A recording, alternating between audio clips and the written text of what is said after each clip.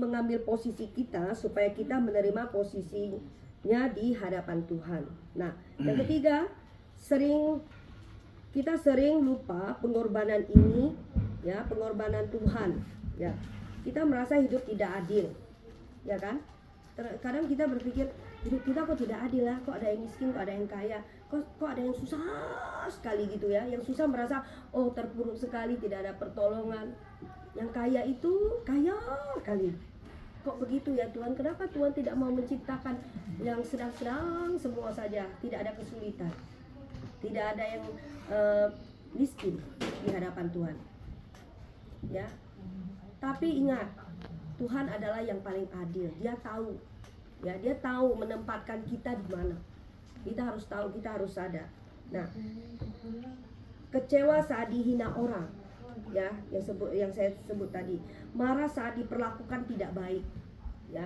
Mungkin Saskia datang, bapaknya sama mamanya pergi beli makanan. Nah, belilah kerupuk untuk adiknya. Si Saskia nggak dikasih. Nah, tiba-tiba memang Saskia, mama bapaknya nggak mau kasih dia karena dia sedang batuk. Nah, dia nggak sadar bahwa dia batuk. Jadi mama papanya cuma beli kepada Ruth. Dia cemburu.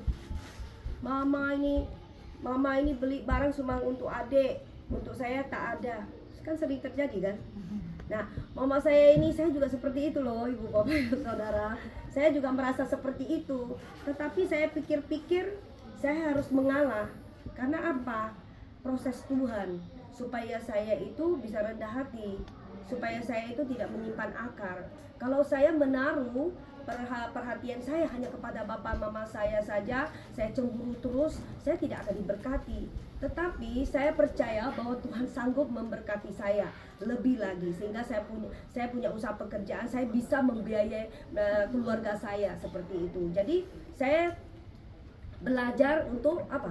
Menahan diri, terus mengampuni. Kalau saya berdoa untuk papa mama saya begini, kalau misalnya mereka ada, Tuhan doakanlah, saya berdoa untuk mama papa saya supaya mereka jadi orang tua yang adil daripada Tuhan. Supaya saya ini jangan ambil cemburu, saya rasa kecewa terhadap adik-beradik saya. Walaupun saya paling besar, emangnya yang besar tuh harus banyak kalah gitu loh. Harus banyak kalah ya. Jadi saya dengan Ibu Ayen harus banyak kalah seperti itu. Ya. Nah, marah tadi udah ya. Tapi mari kita juga ingat ya, Yesus sudah mengalami yang jauh lebih berat. Ya, benar nggak? Jauh lebih berat. Kita merasa hidup kita ini baik sekali ya, merasa hidup kita ini susah kali ya, merasa kita ini kok sedih kali ya, tidak diperhatikan ya, seperti itu kan. Terkadang kita pikir seperti itu ya. Kenapa orang tua saya memperhatikan yang ini, nggak memperhatikan saya, seperti itu kan. Nah, ataupun kok kita udah bekerja lelah tapi hasilnya nggak ada, kita udah merasa berat kali ya. Tapi ingat loh Bapak Ibu, kita harus bersyukur. Ketika kita mengalami kesulitan, beban berat, di situ Tuhan lagi proses kita. Kamu punya mulut ditaruh dan diperhadapkan seperti begini, mulut kamu harus katakan apa? Saya bersyukur Tuhan, saya mengalami proses seperti ini. Karena ketika saya nanti kaya, saya tidak jadi sombong. Amin. Nah, ketika kita diberkati oleh Tuhan, kita boleh menjadi berkat. Amin. Ya, seperti itu. Jadi kita jangan sombong juga ya. Kita juga harus ingat ya, Yesus sudah mengalami yang jauh lebih berat tadi saya katakan. Nah, jadi kita harus ingat, Tuhan aja diludahi, dicambuk, dipukul, dihina, kita juga harus tahan juga.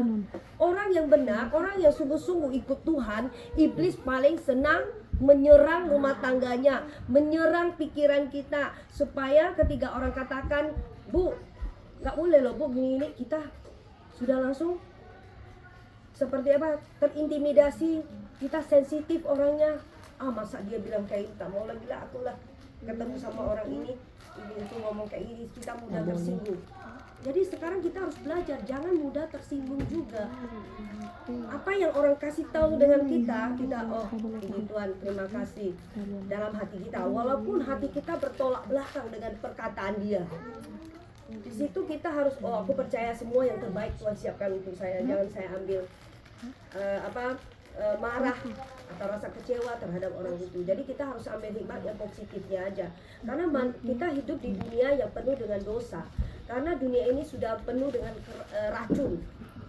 Jadi kita harus menyaring dengan firman Tuhan. Tuhan bilang kita jangan marah kepada orang, kita belajarlah jangan marah kepada orang.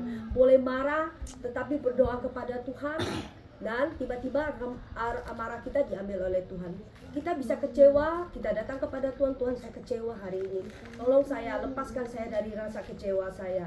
Datang kepada Tuhan. Percayalah, kalau Anda punya niat, kalau Anda punya pikiran seperti itu, dipimpin oleh Roh Kudus, mau mendengarkan apa kata Tuhan, kita ini ya akan diangkat oleh Tuhan. Kita akan ditolong oleh Tuhan.